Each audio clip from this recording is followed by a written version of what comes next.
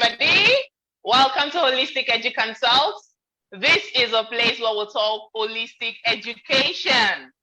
This is the first session for the year 2022, and I'm sure you enjoyed and learned one or two things from all the sessions we held past and the last year, that is 2021 and 2020 joined together.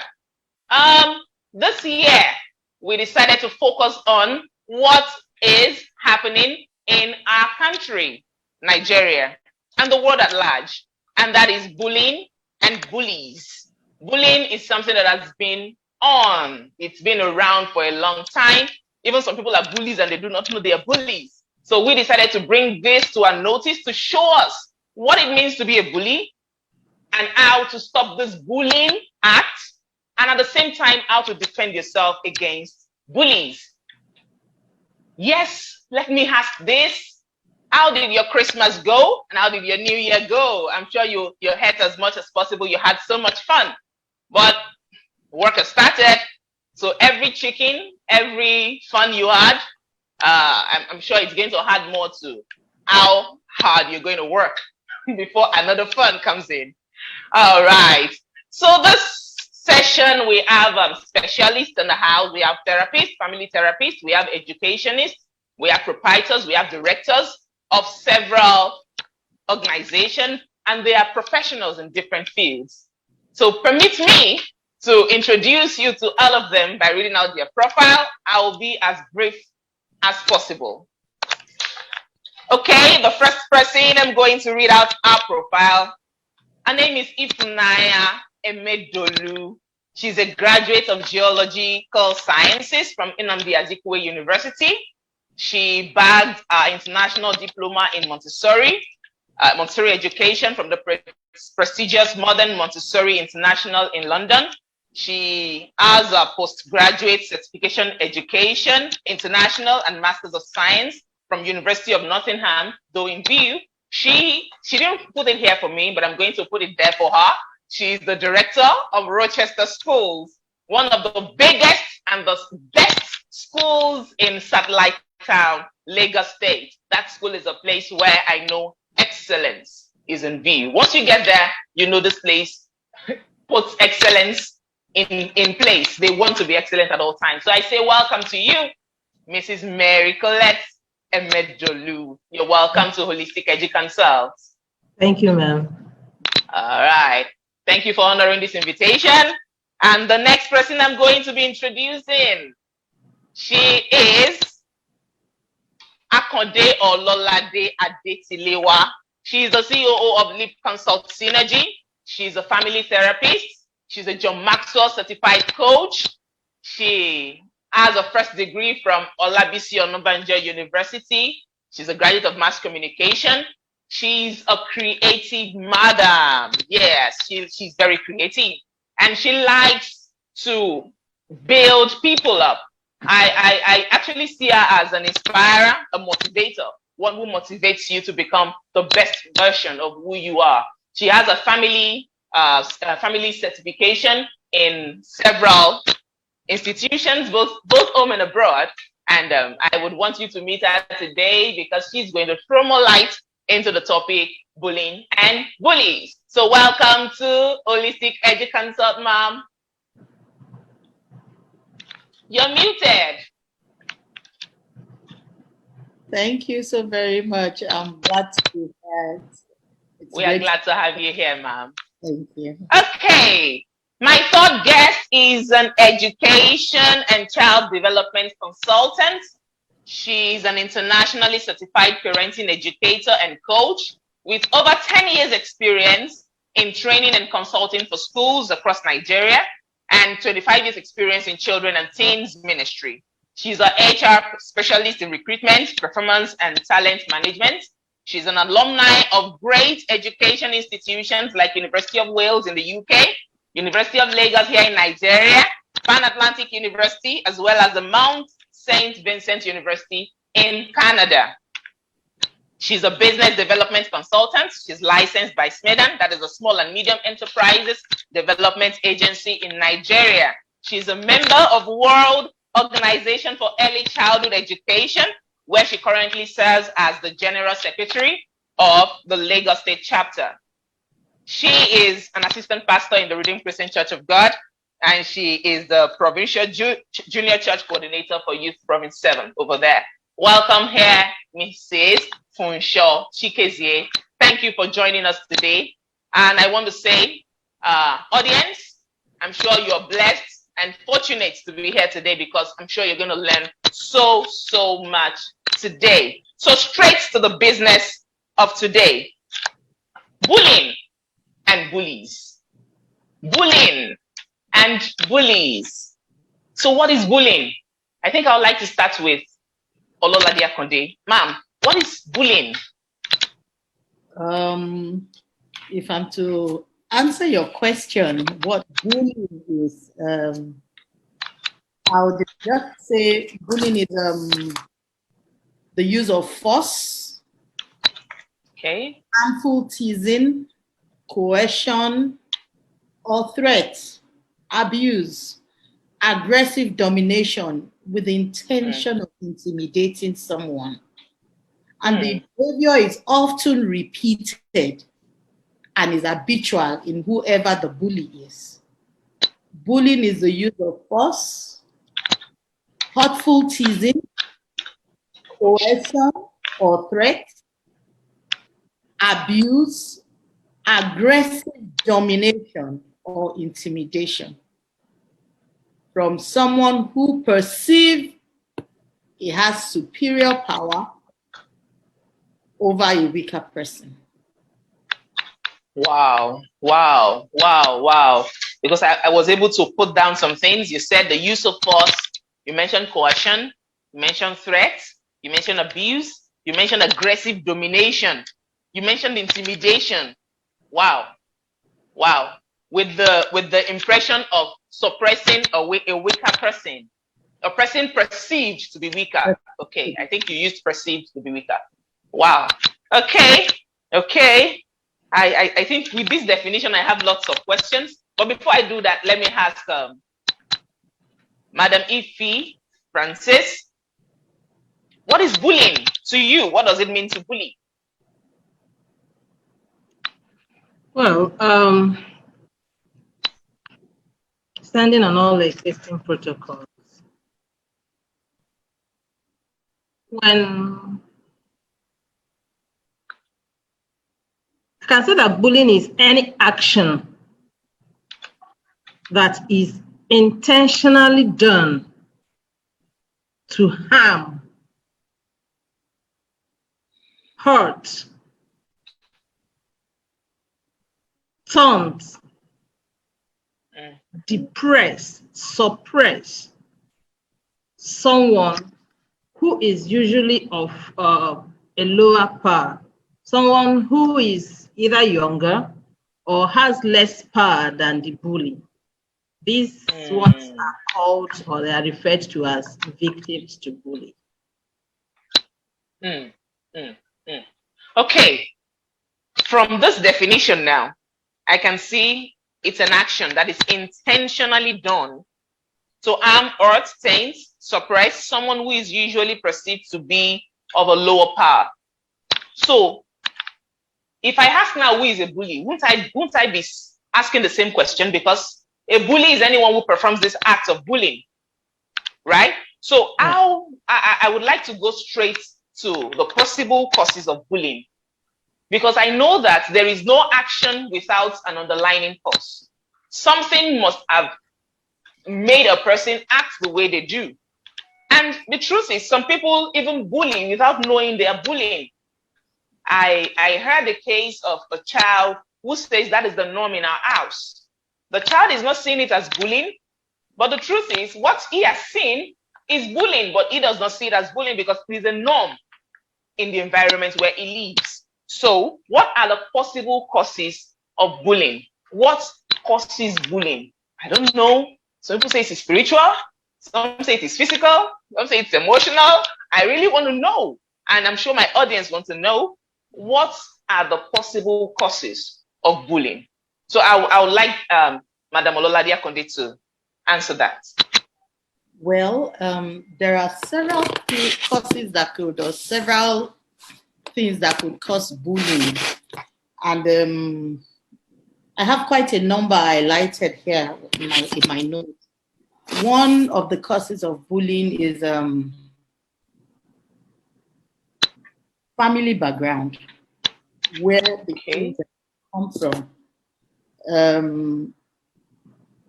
You can't give what you don't have. You know, you just made mention of a point of a child said, that's the norm in my home. So it tells you quickly that it's an act that was picked up growing up in that environment.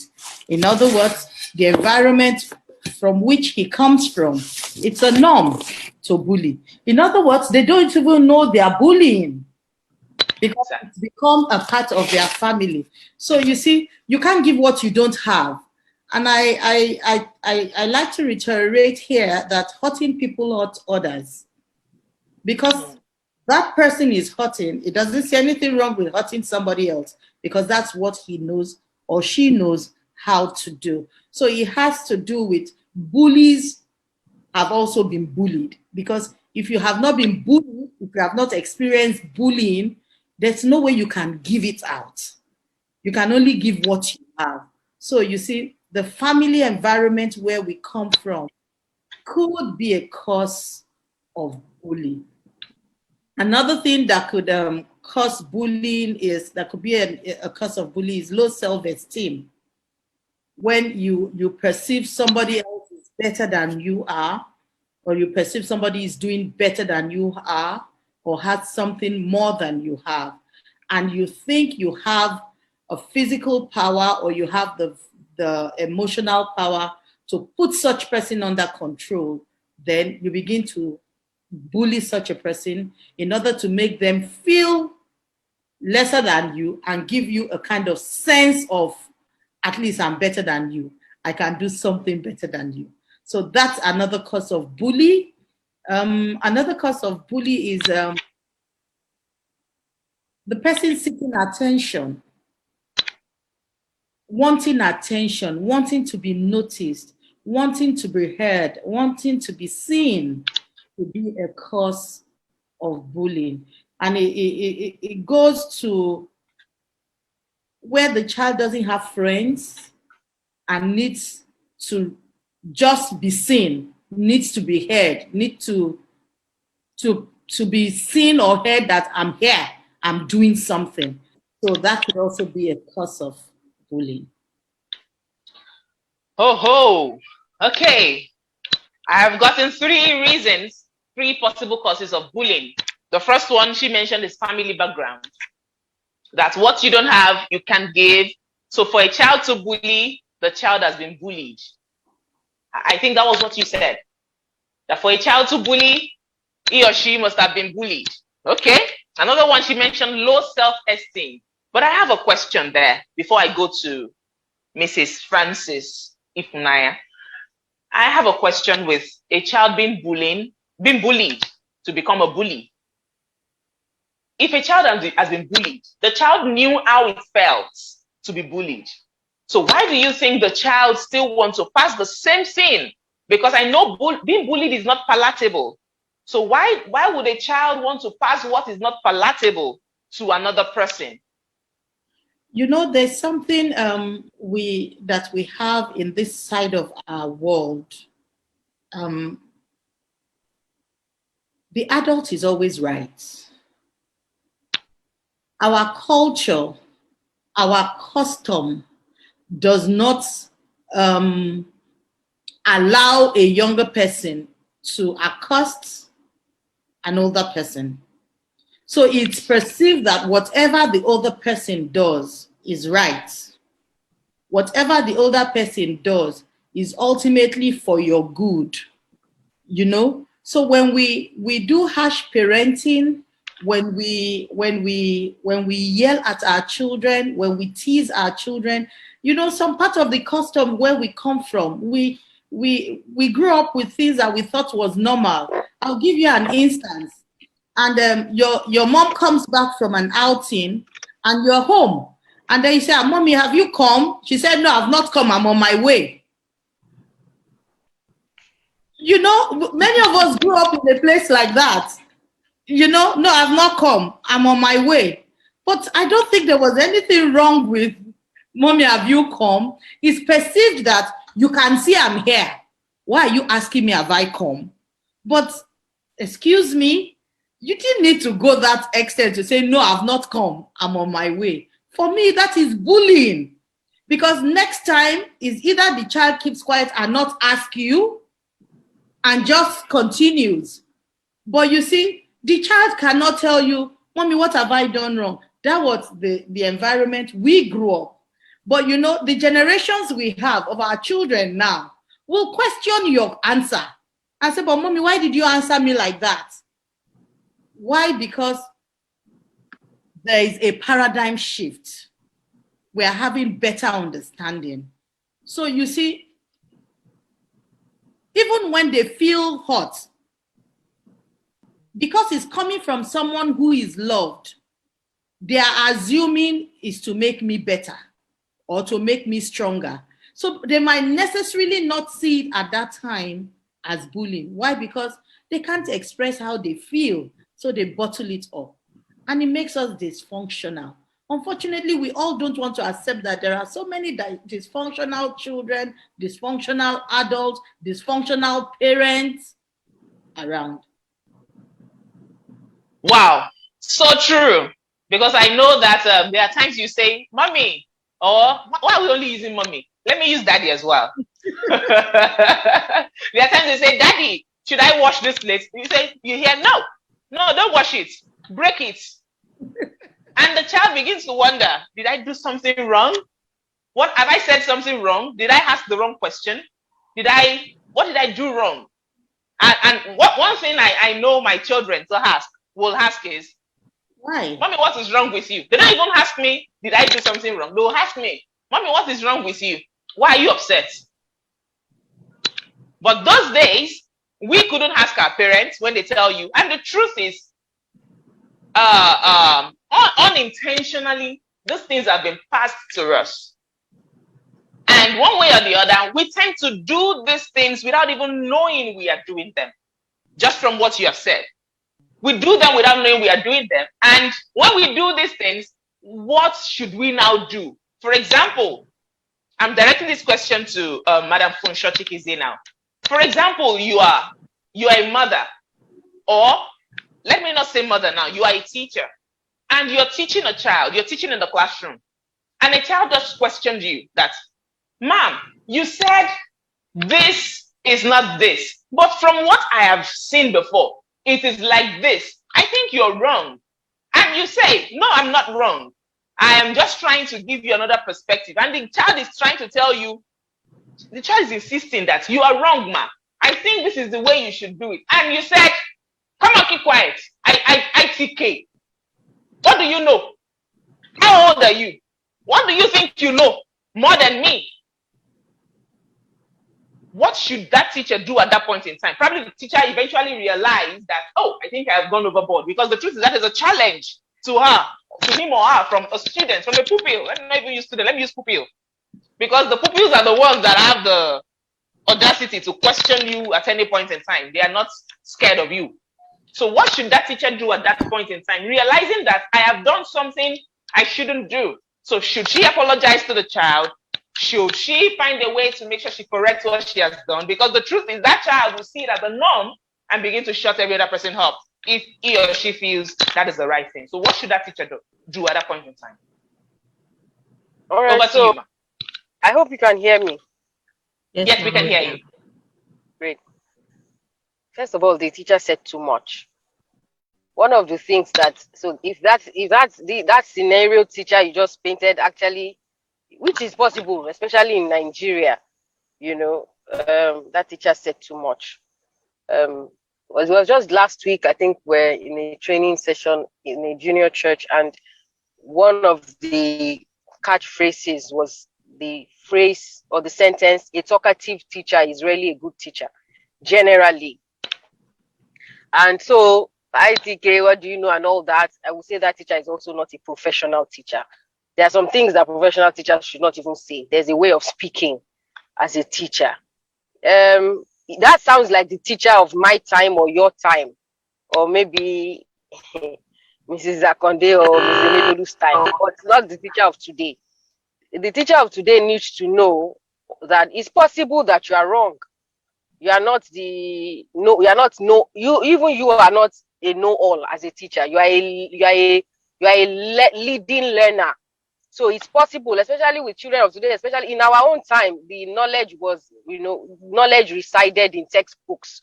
So you might, but not today that knowledge is like the waters covered the sea and the children are digital natives. It's quite possible that what that child is saying is what is right, and you need to update your knowledge.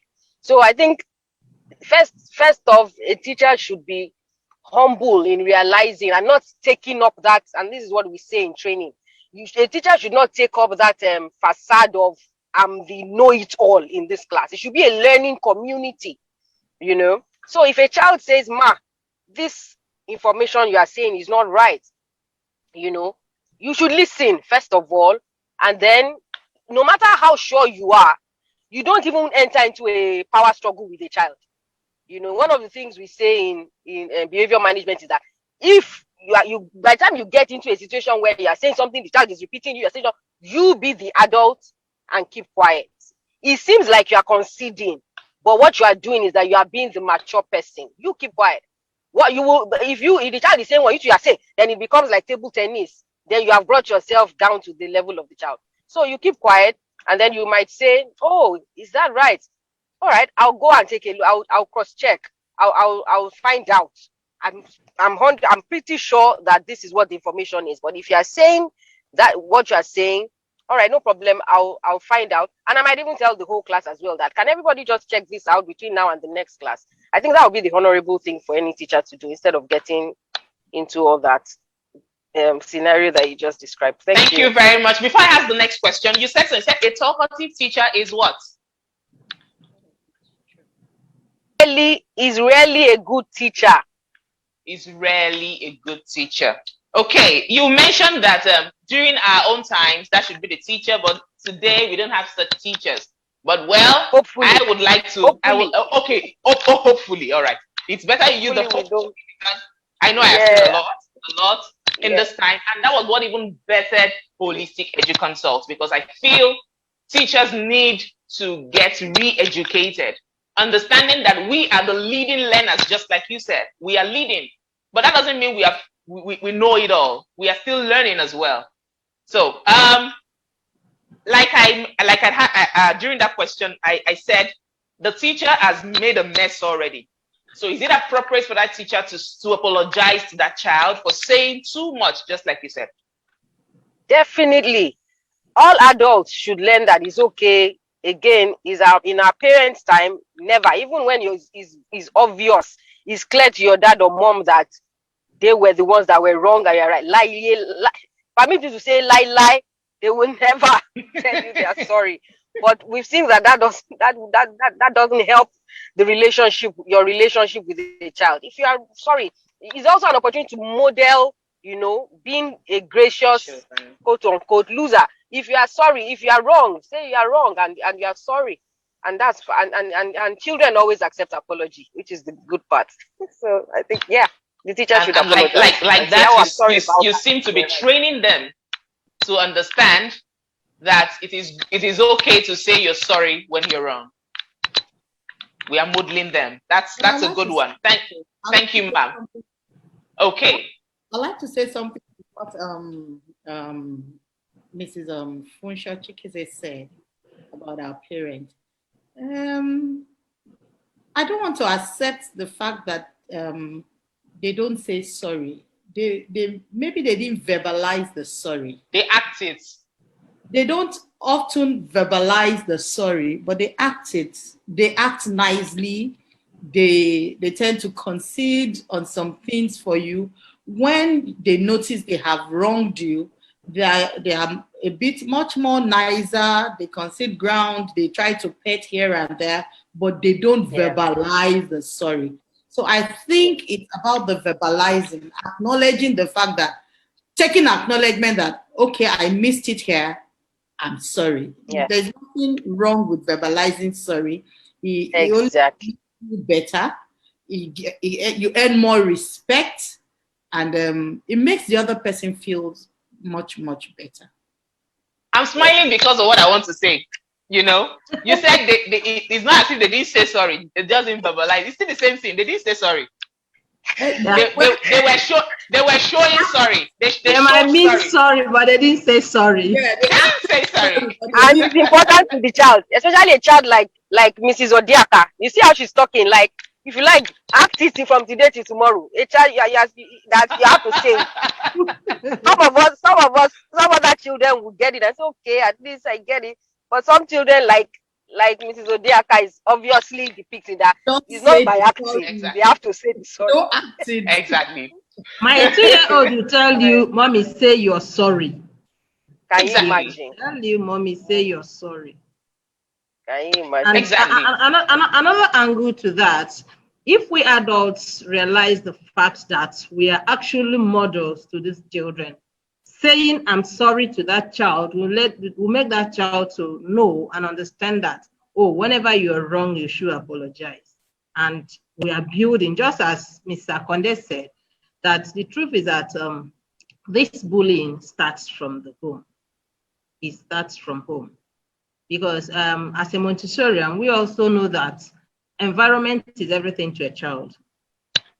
If a child is raised in a hostile environment, that child will grow up being hostile.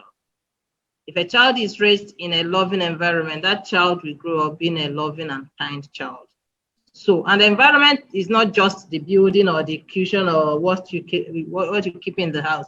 The environment consists of the adults, the behaviors, what's obtainable within the child's reach. So it's very, very necessary and important that we understand that whatever we do at home impacts on our children. Thank you. So true. So true. It starts from home, because the truth is, if a child is going to have low self-esteem, it started from home. If a child is going to begin to seek attention from outside, the child didn't get attention at home. If a child is going to want to be seen or heard outside, it's because the child has not been seen or heard at home. So all of this starts from the home. So every other causes of bullying that we may want to mention, they are all infused in the family background. From what I am hearing now, I don't want to make a conclusion. Is that what we're saying? That every other causes of bullying we can ever think of mentioning, they can all be infused into family background. Is that what we're saying? Remember that the school is also a community. So we can call a school is a learning community. So like a child in the boarding house, you say that the boarding house is equally the child's family. So what happens there, the policies, the procedure, everything that happens there equally affects the child. Okay, so let's go I will say that in the... Okay. Go ahead, ma'am. Go ahead. All right, I wanted to say that besides, yes, even though the home environment is a very strong hold. Can you hear me? I can hear you. I can hear you. Can you hear me? Yes, I can hear you. All right, so I'm saying that even though the home environment is a very strong hold and sets the tone for how a child behaves in school, and the boarding house, like Mrs. Emedolu said, is another home-like environment. Even in the day, regardless of what the home setting may be portraying to the child, I think in the daily classroom, the environment there, or the tactics or the strategies for classroom management of the teacher there can also determine whether or not, the bullying or any kind of misbehavior will happen within, because the classroom too is a community, and there are ways and strategies for each teacher to create within the larger school community another cohort of family-like setting within his or her classroom, so that, quote and unquote, even if a child wants to do whatever he likes outside of that classroom, there's a way a teacher can manage his or her class that all the students know that not in my class, not in this class, these and these are not allowed in this class. So the teacher, because the teacher is the final authority of his or her class, not to absolve the home and the larger school community, but I think there's a lot each teacher in each class can do to own their own space and manage the behavior of the children under their own care. Okay. I think we now have the family, that's home, the home front, that's the mother, the father, everyone living in the same home with the child. Then you have just brought in that of the school, the teacher, the classroom, which is the community, the school community for that child. Okay, but what are the possible solutions to all of these causes? We have mentioned family background. You just mentioned the school as well. So what are the possible solutions? Because I don't want to call them solutions, because I don't want to call them outright solution, because the truth is, what is a solution to you may not be a solution for another situation. So I am calling them possible because each solution may be able to fit into different kind of scenario. So let's say, what are the possible solutions to all of these acts of bullying? What are the possible solutions? I would like Mrs. Emedolu to start with that. Okay. Can you hear me now? I can hear you. Okay. The summary of the number one solution to all this is to teach children what bullying is all about, how to stand against bullies, how not to be a victim, and how not to be a bully. So it all centers around education, educating the child. Then another thing is to model kindness to children. If children learn to be kind, they will always show kindness. Thank you. If they learn to be kind, they tend to show kindness. Then teach children what bullying is. It all centers around education. Okay. Mrs. Akonde, what do you think? What are the possible solutions to all these causes of bullying? Well, my sister, Mrs. Ife, has said the most important of it for us to be able to identify what bullying is.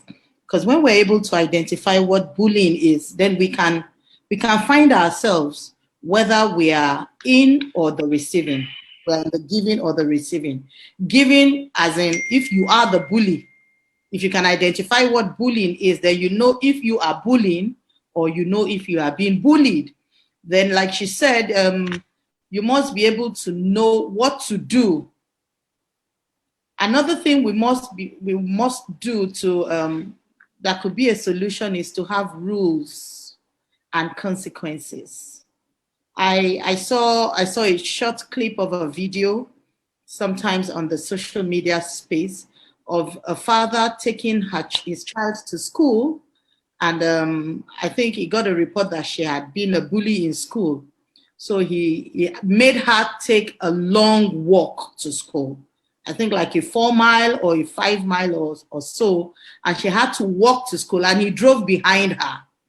She was walking to school in a cold winter, and he drove behind her, and he made her know that you're going through this punishment because you were being a bully to someone, you were bullying someone else in school. Now, when a child knows that there are consequences for their actions, it might be a deterrent from the acts or the actions that they want to get involved in. So where we have rules, there are rules in the schools, there are rules at home, and you know these are the rules and these are the possible consequences of every action that I take. That you know for every action there are consequences or there are rewards. That's one. And then number two, we must learn to teach our children to stand up for themselves. Because the main intention of the bully is to cause harm or to take control of the person that is being bullied. So the person who is being bullied must learn to stand up for themselves. Now, when I mean stand up for themselves, they must be able to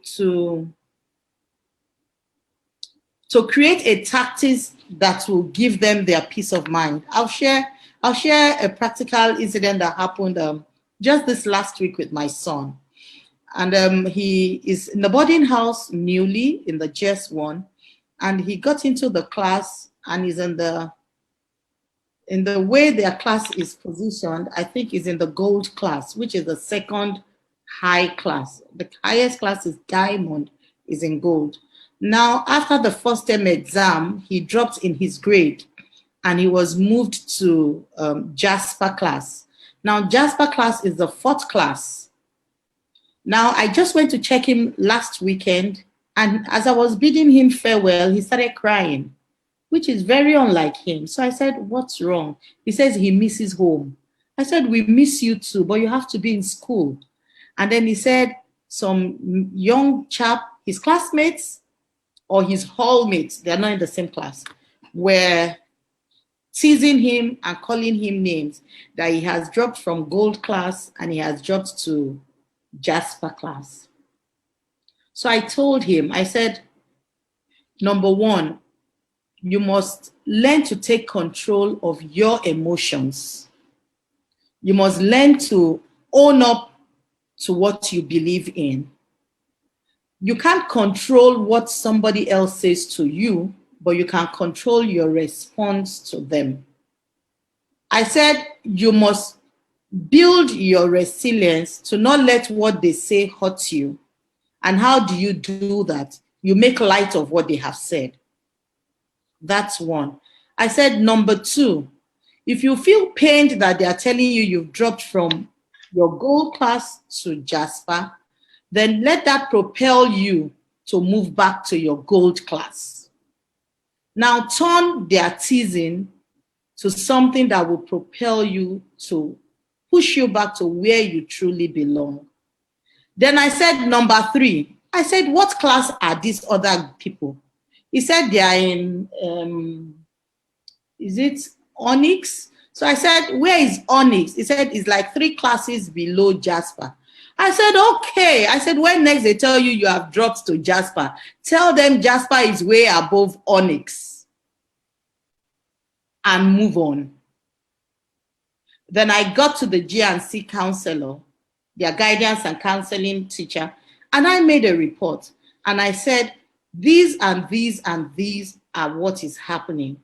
These and these and these are what is happening. I would appreciate it if you can look into it. And I also told him, I said, don't walk alone. Work with friends who have been kind to you, so that when they come up to you, they're not talking to only you. You have some other friends who can stand with you, either walk you away from what is being said or be able to talk with you and say, no, you don't do that. But you must be able to stand for yourself if it's not going to cause any physical harm or whatever.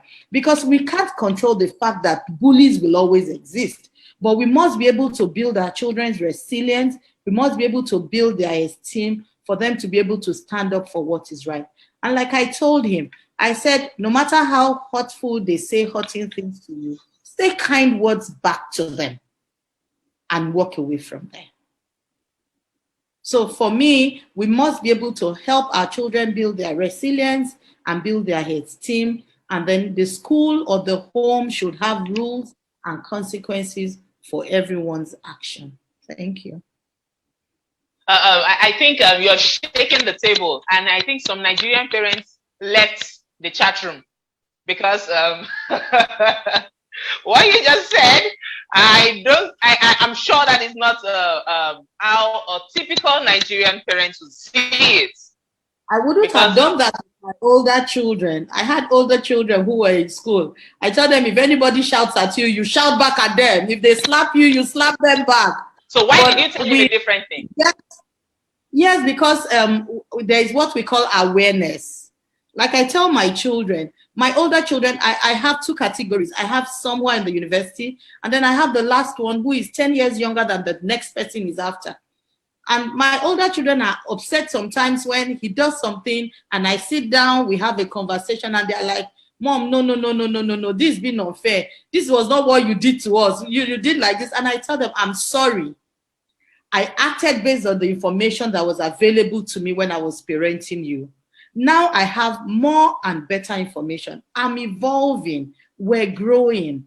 And so I have to act with the information that is available to me. So because I have done it wrongly with you does not make sense for me to continue in that path. So I apologize every time I see they're upset. I'm sorry for what I did. I did what I did based on the information that was available to me. Now I have better information, and we must go with the better information that we have so we can have better results. Okay. Thank you very much. I'm sure the Nigerian parent that left the chat room, I'm sure you understand that right now, that the level of awareness you had when you were behaving that way is not the same now. You have a better understanding of parenting, so you should apply it now. Then you mentioned something that you said, work with accountability partners. You said friends that are your friends, but I want to call them accountability partners, because I think when they are when they are with you, they help you to shape on the way you give your response anytime they're trying to bully you. They may tell you to walk away. Yes. Because you see, when the bully comes around you, the bully wants to control you. The bully wants to pull you down. But where you're not the only person and you have others around you, even when they try, there is a bit of restriction because you are not alone. You are in the company of other people. So it's like they are careful of how they say things or what they do, because where you are many, you're stronger, you know, against one person or something like that. Okay. Mrs. Emedolu, what are the possible solutions that you have? Another possible solution is for us adults not to be bystanders. You know, sometimes we look at, we'll see this bullying take place. We'll see children bullying each other. And most of the times we adults, either we look away or we try to, you know, manage the situation. But the truth is that the right thing to do is to stop the bullying, is to call it what it is. Oh, John, don't do that. This is bullying. Just as Mr. Conde has talked about, consequences of every action. We should not be bystanders when we see this thing. We must stop it. We must call it by name, and we must follow up to see that it doesn't repeat. It's very important. Wow, wow, wow. So adults shouldn't be bystanders. We should make sure we call it what it is and nip it in the bud immediately. Not saying you must have done it because of this, or you must have done, trying to find excuses for the child's action. No. Great one, great one. Okay, Mrs. Chikezie, what do you think? What are the possible solutions, from your end? Mrs. I hope you can hear me. I can hear you. Mrs. Emedolu, the two other speakers, they've said a lot, and I agree with many of the things they said. The body system that Mrs. Akonde talked about, yes, is usually recommended for children, for students, because bullying is one vice that, and in almost every bullying video you see that the bullied child is usually outnumbered. It's a vice that depends on catching you alone. So if children know that as much as possible, especially when you are being targeted, you know that do your best not to ensure that you are not alone. But beyond that, I also agree with Mrs. Emedolu's point on calling it what it is. One of the things that I think are foundational is the fact that it's for every adult to know that bullies are made, just like not born. Yeah. Bullies are made, they are not born. It's learned behavior, So children must be held responsible, or students must be held responsible concerning the behavior. Nobody was born a bully, so you can change. So in my own, in writing down a few things before coming on air, I had, enumerated things, solutions for the bully, and then solutions for the bullied. So I'll just share some of them quickly, especially those that have not already been mentioned. Foundational in the parenting approach that I'm trained on, we believe that what informs behavior amongst children or amongst teenagers is the desire for a sense of belonging. And that so when a child doesn't have that sense of belonging, he would misbehave, or he will find ways of getting it or expressing that lack of sense of belonging, or getting it by force. So if we have an atmosphere in the class or at home where every child, and is another way of just saying feel loved, if every child feels loved, feels like an important part of that community, then the need for almost all deviant behaviors, especially those like bullying, would not arise. So you want to make sure that in the classroom community, school community, home community, every child has that sense of I'm an important and valuable member of this group. So I don't need to misbehave to get attention. For example, I don't need to misbehave. I don't need to lord it over somebody else to be noticed and all that. At home, we encourage things like family meetings.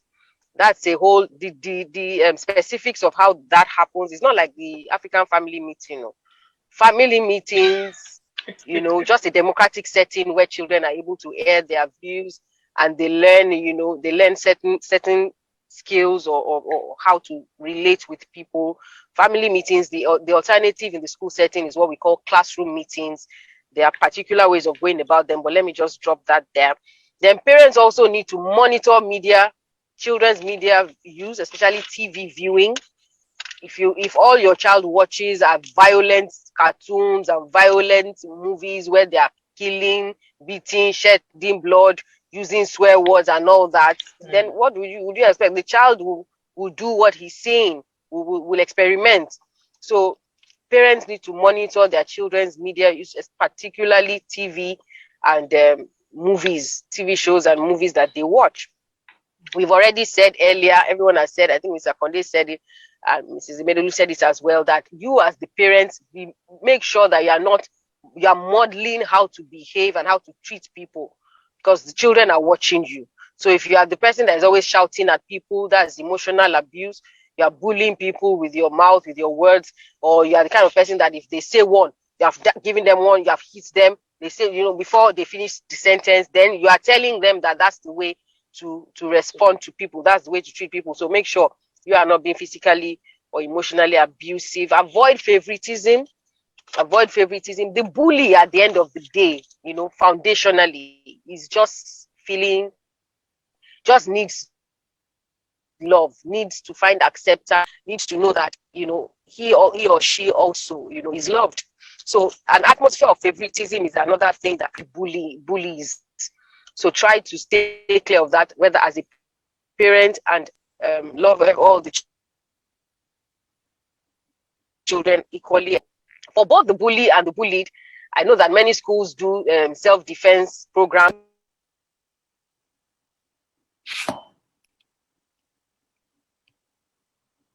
Hello, ma'am.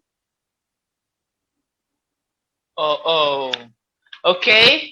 I think I lost that there. All right, probably network. She mentioned family meetings, and when she mentioned that, I saw Mrs. Akonde nod. Family meetings, because I know she has spoken about that before. Okay, you're back. Welcome back. I don't know the last thing you heard. I was talking about self-defense programs. Self-defense programs, yes. All right, so I was saying, self-defense programs, like we know here popularly to be things like the martial arts.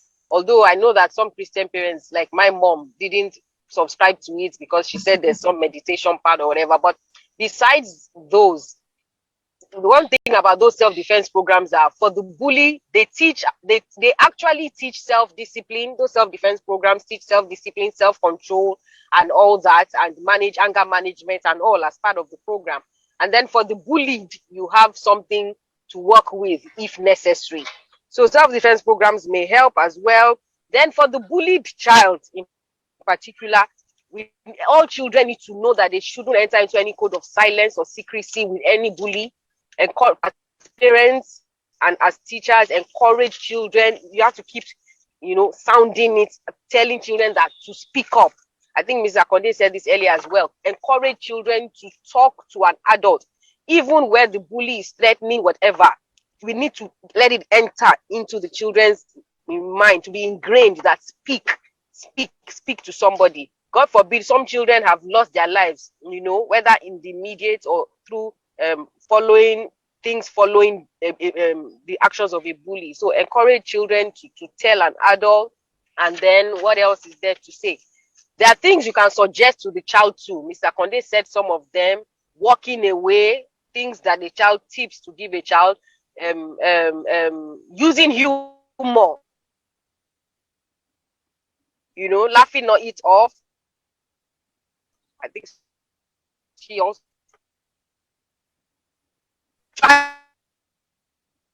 Your network. We can hear you.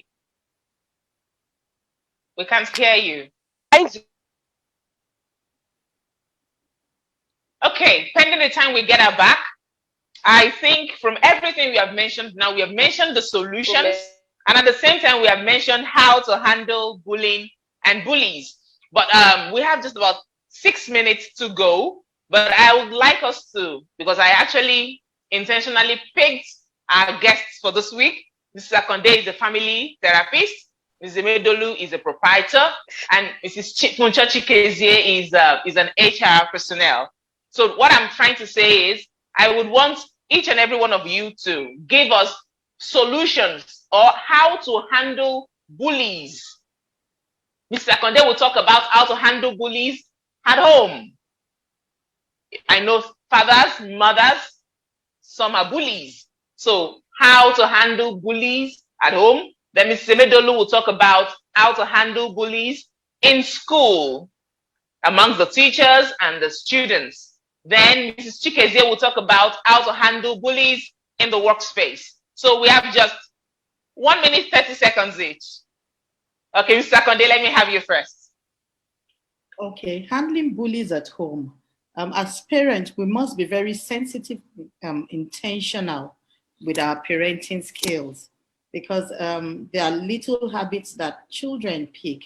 They have friends come over to play, and then they don't share their toys. They want to watch their own channel, and they want to watch their channel of their cartoon or whatever. But we must be mindful of being kind. Mrs. Ife said something.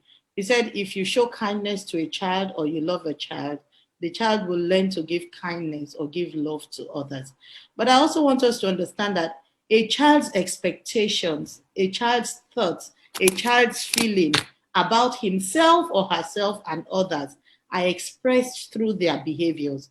So when you see children begin to be a bully, it only tells you what their expectations are. It tells you what their feelings and their thoughts are about themselves and the person who they are bullying. So their behaviors are just an expression of what or how they view themselves and how they view others. So in the home, as parents, we must model what we want to see, and we must model good behavior, because our homes are the first wall of learning that the children see. Thank you. Thank you so much, ma'am. Mrs. Emedolu, how do you handle bullies in school? You're muted. Can you hear me now? Yes, ma'am. Okay, first of all, every member of the school community knows the consequences of bullying from the school anti-bully policy. Now, if a child is being bullied, that's the victim.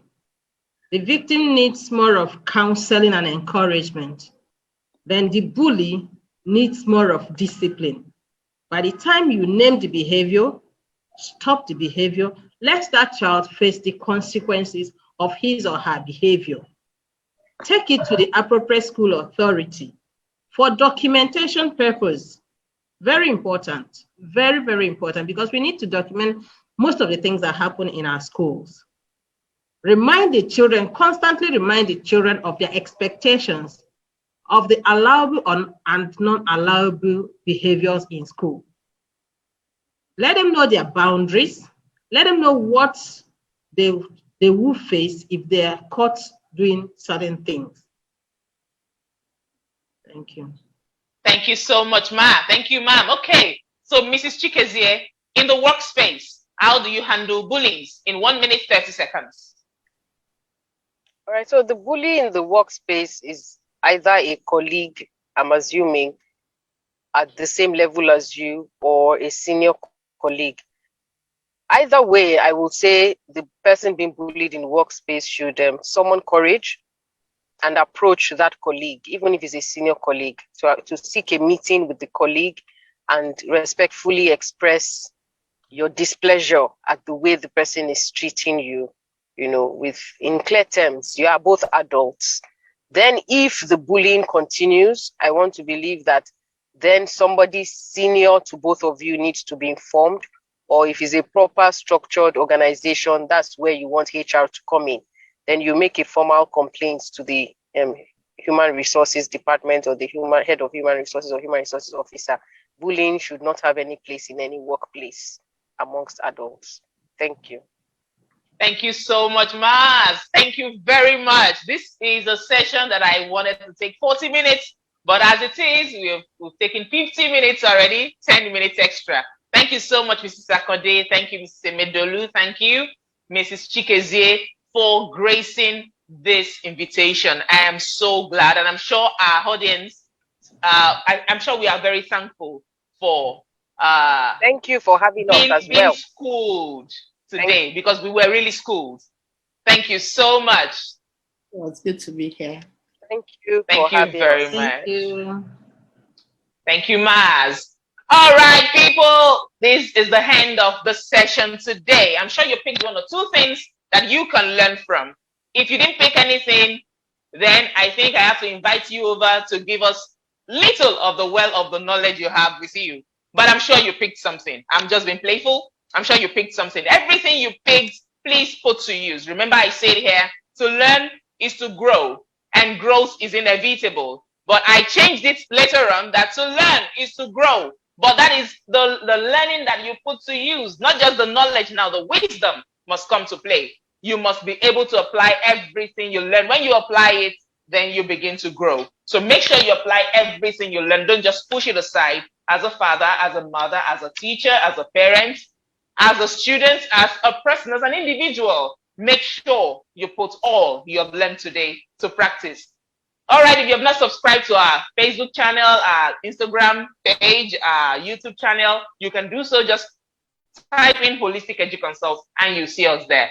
Remember, this is a place where we talk everything education. We do not just pick one, we pick the whole domain of education. Remember, I tell you, it is the cognitive, the affective, and the psychomotor domains of education. All right, till I see you next time, I say bye-bye.